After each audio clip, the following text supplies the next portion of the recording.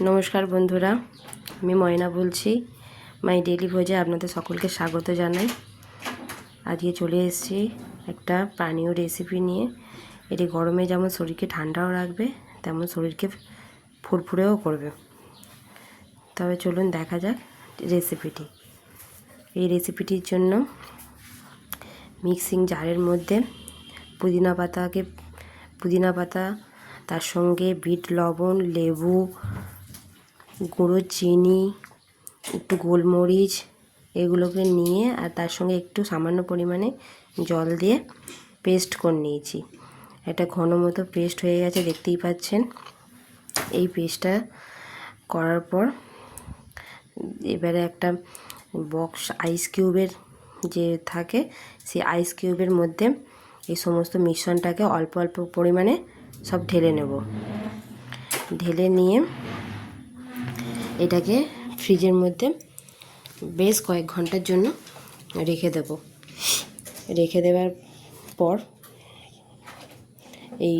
এইগুলো যখন আমরা ইউজ করব, যখন আমাদের কেউ আত্মীয় কেউ কোনো কিছু এসে যাবে, গেস্ট, তখন কি করব আমরা ভেবে পারি না।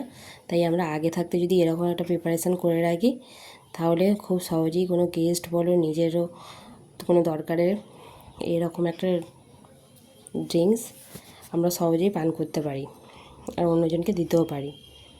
এরপর ফ্রিজ থেকে এটাকে বার করে নেওয়ার পর অল্প পরিমাণে গ্লাসে আপনার যেরকম পছন্দ হবে সেরকম পছন্দ অনুযায়ী এগুলোকে নিয়ে নেবেন। আমি এখানে 3-4 টেবিল চামচের মতো নিয়ে নিলাম। তার সঙ্গে কিছুটা পরিমাণে নর্মাল জলই অ্যাড করেছি। নর্মাল জল দেওয়ার পর তাতে বেশ কিছু পরিমাণে 2-3টে পরিমাণে আইস কিউব দিয়ে দিলাম। এই আইস কিউবগুলো দেওয়ার পর আমার এটা ড্রিঙ্কসটা পুরো রেডি হয়ে গেছে।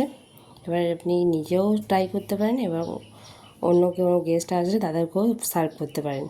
আমার রেসিপিটা কেমন লাগলো অবশ্যই জানাবেন। যদি ভালো লাগে অবশ্যই লাইক শেয়ার করে দেবেন। নমস্কার।